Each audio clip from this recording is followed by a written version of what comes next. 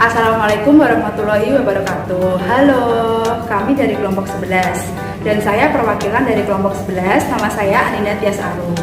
Pada diskusi kali ini saya akan membahas tentang analisis kandungan formalin pada bahan makanan. Sebelum kita beranjak lebih jauh, kita ketahui dulu nih, apa sih itu formalin? Formalin merupakan suatu zat non-pangan, namun sekarang sudah banyak digunakan untuk mengawetkan makanan. Sudah banyak produsen makanan menggunakan formalin untuk pembuatan mie basah, lontong, bakso, sosis, tahu, bahkan kecap. Penggunaan formalin ini dimaksudkan agar makanan yang mereka jual dapat disimpan dalam jangka waktu yang lebih lama dan tidak mudah rusak. Alasan produsen makanan menggunakan cara curang atau merugikan ini tentu saja untuk meraup keuntungan yang lebih besar. Maka mereka menambahkan zat-zat berbahaya seperti formalin ke dalam makanan yang mereka jual.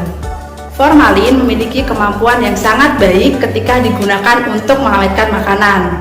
Namun, walau daya awetnya sangat luar biasa, penggunaan formalin dilarang digunakan untuk makanan karena berbahaya bagi kesehatan manusia. Bahaya yang ditimbulkan itu bermacam-macam, mulai dari mual, muntah, bahkan dapat menyebabkan kanker. Hal ini disebabkan karena daya residu yang ditinggalkannya bersifat karsinogenik bagi tubuh manusia. Penelitian mengatakan bahwa formalin memiliki unsur aldehid yang mudah bereaksi dengan protein. Karenanya, pada saat formalin disiramkan pada bahan makanan, di sini saya akan mencontohkan tahu formalin. Unsur kimia formalin akan mengikat unsur protein mulai dari bagian permukaan tahu sampai bagian dalamnya. Dengan matinya unsur protein setelah terikat oleh unsur kimia formalin, maka saat tahu ditekan, tahu akan terasa lebih kenyal.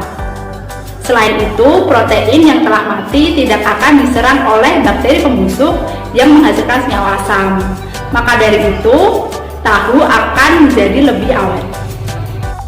Oleh karena itu, perlu dilakukan pengujian kandungan formalin pada bahan makanan. Saya Estika, perwakilan dari kelompok 11. Di sini saya akan menjelaskan tentang prosedur dari uji formalin. Sebelumnya, kita harus mengetahui prinsip dari uji formalin. Apa sih prinsip dari uji formalin itu? Nah, ini dia. Nah, udah tahu kan prinsip dari uji formalin? Selanjutnya, aku akan membahas tentang alat dan bahan yang digunakan untuk uji formalin.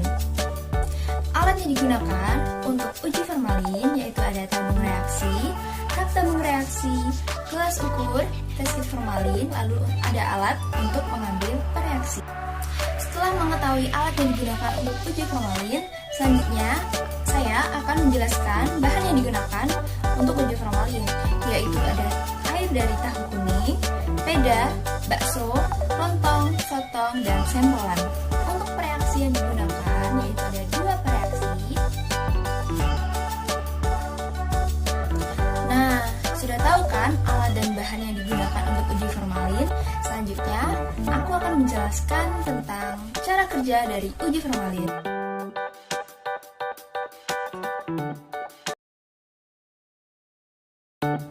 Perkenalkan, nama saya Anissa Sianandila. Di sini saya akan melanjutkan mengenai hasil dan kesimpulan. Dari hasil uji formalin didapatkan bahwa sampel tahu, bakso, dan sempolan berubah warna menjadi ungu sehingga dapat dikategorikan mengandung formalin. Sedangkan untuk sampel peda, lontong, dan sotong tidak berubah warna sehingga disimpulkan bahwa tidak mengandung formalin.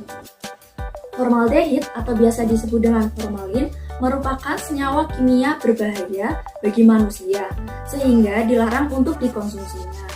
Tetapi masih banyak produsen yang masih menggunakannya dalam pembuatan mie basah, lontong, ketupat, tahu, bakso, bahkan kecap masih digunakannya dalam pengawetan agar bahan makanan tersebut bisa awet dan tidak mudah rusak.